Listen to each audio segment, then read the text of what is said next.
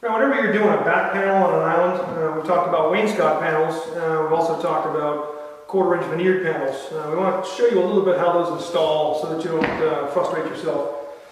This customer has this bump out here. We've got a one sheet that's called a short grain veneer, with the veneer, instead of being oriented 4x8, it's oriented 8x4.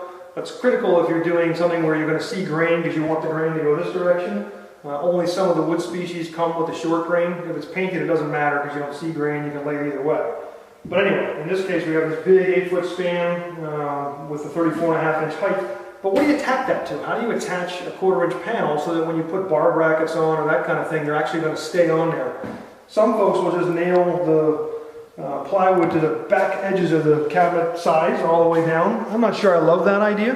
What we did in this case is we put a big 3/4 thick, it can be anything. You can use plywood. In this case we use 3/4 or 5/8 like a flake board.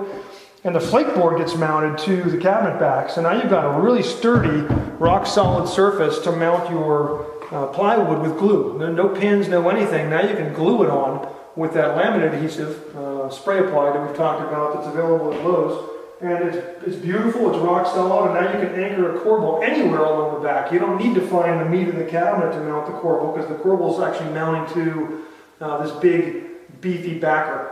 In this case, we've got a temporary bracket on until we get our permanent ones in. The countertop guys wanted something here, so we've got some through bolts going through, but it made us feel good to know this 800 pounds of granite is going to be held up by mounting those corbels to something solid like this 3/4 backer instead of just coming through the cabinet sides.